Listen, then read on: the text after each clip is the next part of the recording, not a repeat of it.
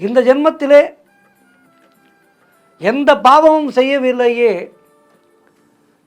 பிறகு ஏன் எனக்கு மட்டும் இப்படியெல்லாம் இவ்வளவு துன்பம் ஏற்படுகின்றது என்று பலர் நினைக்க நாம் பார்த்திருப்போம். நானே பல நேரங்களிலே அப்படி நினைத்திருக்கின்றேன்.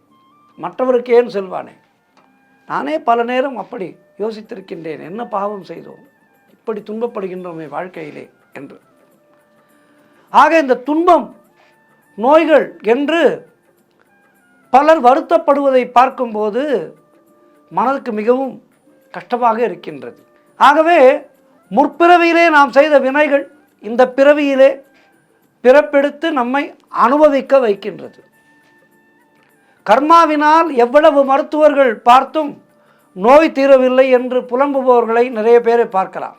அதே போல இந்த சாலை ஓரங்களிலே படுத்திருக்கின்ற ஏதுமற்ற ஏழைகளுக்கு உணவு, நீர், உடை, செருப்பு, குடை, பாதரி, அதாவது இவற்றையெல்லாம் வாங்கி கொடுத்தால் நம்முடைய கர்மாவானது குறையும்.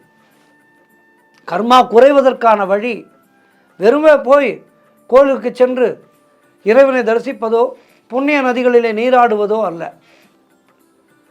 இது போன்ற வறியவர்களுக்கு ஏதேனும் நம்மால் முடிந்தவற்றை வாங்கி கொடுக்க வேண்டும்.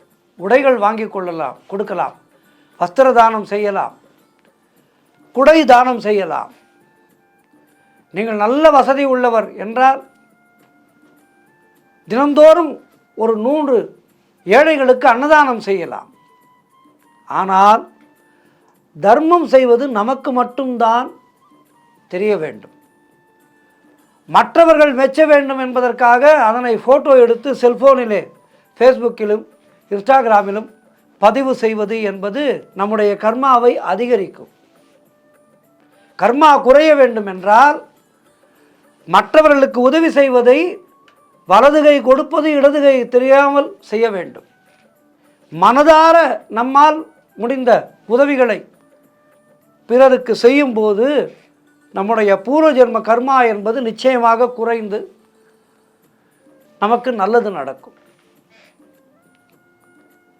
ஒருவர் கர்மாவினால் மிகுந்த நோய்வாய்ப்பட்டிருக்கின்றார் என்று வைத்துக்கொள்வோம். கர்மாவை குறைப்பதற்கு அவர் என்ன செய்ய வேண்டும்?